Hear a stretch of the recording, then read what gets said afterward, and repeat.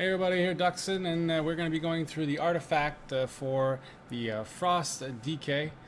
So, fairly simple, I guess, in some ways on how to proceed. But anyways, just in case you don't know, then I guess you'll have a better idea now. So obviously we start with that nice little spell called Cindergrosa's Fury, which is pretty awesome, by the way. I won't spoil it. You can actually use it in game, and you'll realize how cool it is. So yeah, the first thing I do is I go this route, and I pick Depth of Winter. Increases the damage of Remorseless Winter by 15%, 5% each rank. So really good spell. Remorseless Winter is basically your AoE. Like you just press it and it just does its thing. You don't have, like, it has a timer on it. Let's see, I'll just give you the tooltip. Instant cast, and it has a 20-second cooldown. Drains the warmth of life from all nearby enemies for 8 seconds, dealing 2.6k frost damage each second and reducing their movement speed by 30%.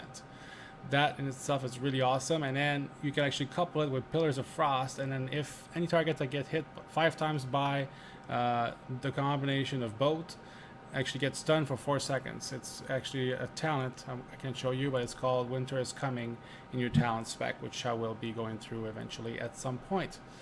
Anyway, so again, first one, pick Remorseless Winter. It just helps you a ton when you have 2 to 3 ads on you or more. You will not regret that for sure. Then the next one is right down here, and it is called Cold as Ice. Ooh.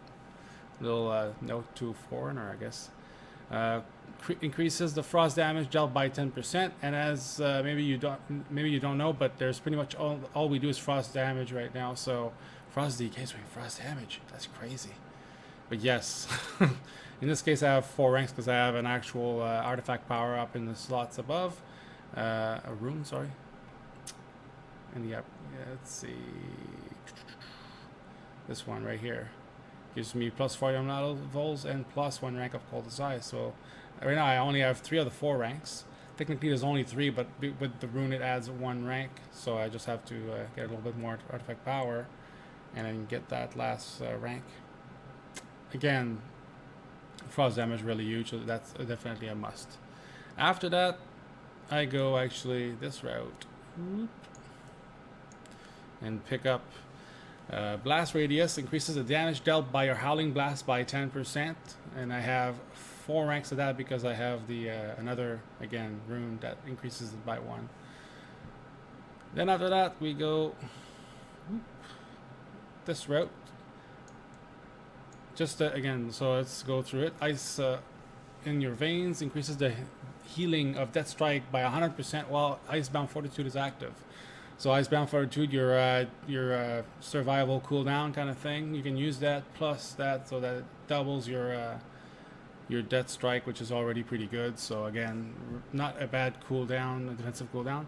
You also, if you're really squishy, you can also go that route. Actually, yeah, I won't actually write it. But you can go that route here and get Mirror Ball, which makes your AMS now clear debuffs when activated. So can be pretty big depending on the fights you're on. But again, at the beginning, we're just talking about doing dailies and all that stuff on your own, and that's basically this route for now. Then after that, this way. The next path is obviously, if it's not, it's going this way. And then the talent's called Ambidexterity. Increases offhand damage dealt by a Frost Strike and Obliterate by 10%, 3 ranks, so 30% minimum. So not a bad ability to have, because obviously those are 2 of your biggest spells, right? So after that, you could go this route here and get Hypothermia for 10% more damage from your Frost Fever ticks. It's not bad, but you gotta remember also how much artifact power it's going to cost you. In this case, it's 400.